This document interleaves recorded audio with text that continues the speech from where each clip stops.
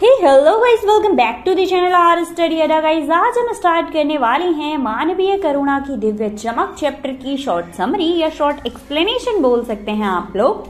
Guys, इस chapter के writer हैं आपके सर्वेश्वर दयाल सक्सेना जी, और हमारे सर्वेश्वर दयाल सक्सेना जी ने फादर बुल्के की लाइफ के बारे में बहुत कुछ बताया है। वो बताते हैं इस चैप्टर में कि फादर बुल्के का जन्म बेल्जियम के रेम्स टेम्पल में हुआ था। वो इंजीनियरिंग की पढ़ाई कर रहे थे, बट उन्होंने पादरी बनने के लिए वो पढ़ाई छोड़ दी, और पादरी बनने के लिए उन्होंने शिक्षा भी ली थी।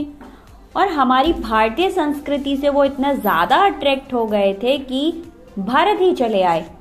उनके फादर एक बिजनेसमैन थे, एक भाई पादरी था और एक भाई उनकी फैमिली के साथ ही रहता था। एक बहन थी जिसने काफी लेट शादी की थी।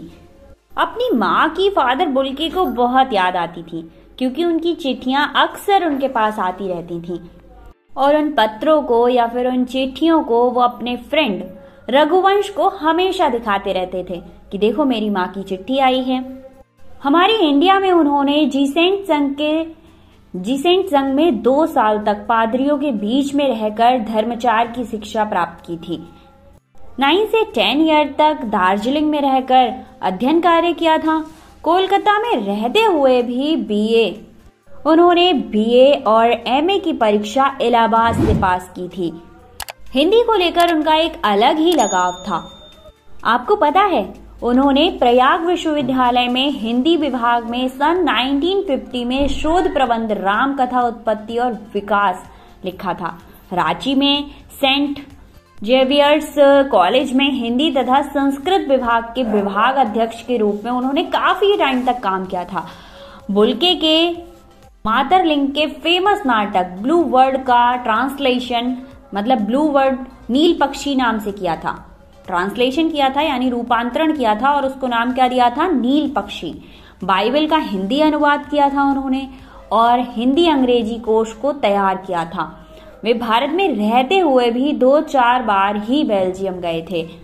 और हमारे राइटर सर्वेश्वर दयाल सक्सेना जी बुल्के से इलाहाबाद में मिले थे। उन दोनों का मिलाप कहाँ हुआ था? इलाहाबाद में हुआ था, जो दिल्ली आने पर भी टूटा नहीं था। वो दोनों आपस में कनेक्ट रहे थे। हमारे जो राइटर थे वो उनके महान व्यक्तित्व से बहुत ज्यादा प्रभावित हो चुके थे, जिस कारण फादर बुल्के और सर्वेश्वर दयाल सक्सेना जी में पारिवारिक संबंध जैसे बन गए थे।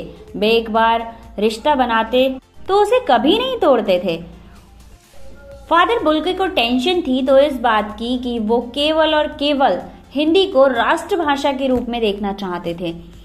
वो हम हिंदुस्तानियों को ही हिंदी भाषा बोलने में शर्माना और उसकी उपेक्षा करते देखकर झुंझला जाते थे और दुखी हो जाते थे कि भाई ये लोग हिंदी का उपहास क्यों करते हैं, ये तो इनकी लैंग्वेज है।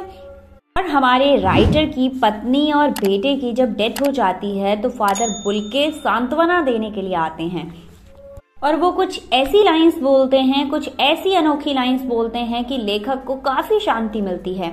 बाद वो बुरा टाइम आता है जब फादर बुल्के इस दुनिया को छोड़कर जाते हैं। फादर बुल्के की मृत्यु दिल्ली में जहरबाद से पीड़ित होकर हुई थी, और लास्ट टाइम में उनके दोनों हाथ की उंगलियां सूज गई थी। दिल्ली में रहकर भी लेखक उनकी बीमारी और उपस्थिति का जानकारी नहीं ले पाए थे। इस बात का उन्हें बहुत ज्यादा अफसोस था कि मैं दिल्ली में था, फिर भी फादर बुल्के के बारे में मुझे कुछ भी नहीं पता चला। 18 अगस्त 1982 की सुबह 10 बजे कश्मीर गेट निकलसना कब्र गृह में उनका ताबूत एक नीली गाड़ी में से रघुवंश जी के बेटे परिजन राजेश्वर सिंह और कुछ पादरियों ने वहां पर उतारा था। मतलब बड़े ही सम्मान के साथ उन्हें एक रघुवंशी बेटे ने एक बड़ी स्पेशल सी गाड़ी में लेकर आया गया था, और कब्रिस्तान के लास्ट में जहां पर कब्र पर पेड़ों की छाया बनी रहती है, यानी कब्र पेड़ों की छाया से ढके रहते हैं, वहां पर उन्हें ले जाया गया। वहां पर प्रेजेंट जितने भी लोग थे, जैसे जैनेन्द्र कुमार, विजेंद्र स्नातक, अजित कुमार, डॉक्टर निर्मला जैन, इलाहाबाद के प्रसिद्ध scientist doctor Satya Prakash, doctor Raghuvansh, माही समुदाय के लोग और पादरीगण थे। मतलब जितने भी पादरी थे, जितने भी फेमस लोग थे, वो सारे वहां पर प्रेजेंट थे।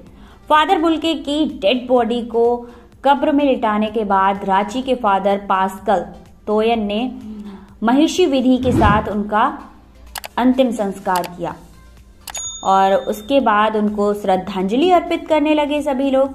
लेखक के अनुसार हमारे जो फादर थे उनका जीवन लोगों को अमृत पिलाने में निकल गया था। मतलब क्या था कि भाई वो सबको अच्छी अच्छी बातें बताते थे, लोगों को शांत करते थे। जैसे कि उन्होंने राइटर को भी उनकी बीवी और उनके बच्चे की मृत्यु पर कुछ ऐसी बातें बोली थी जिससे वो शांत हो गए थे। तो क्या था कि फादर बुल्के ने जिंदगी भर लोगों को अमृत पिलाया था, फिर भी ईश्वर ने उन्हें जहरबाद द्वारा मृत्यु दी, मतलब जहर से। ठीक है, और ये क्या था, ये उनके साथ अन्याय ही तो था कि एक अच्छे व्यक्ति की मृत्यु इतने बुरे तरीके से हो।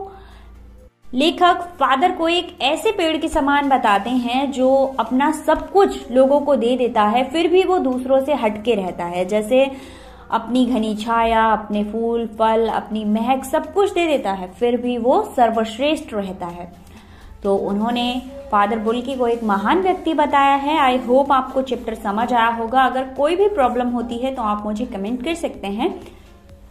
एंड गाइस, क्लास 10 के सारे चैप्टर्स के एक्सप्लेनेशन या फिर शॉर्ट समरी के लिए डिस्क्रिप्शन में प्लेलिस्ट लिंक दे देती हूँ, उसे चेक कर लिया कीजिए। मिलते हैं नेक्स्ट वीडियो में। Thank you so much.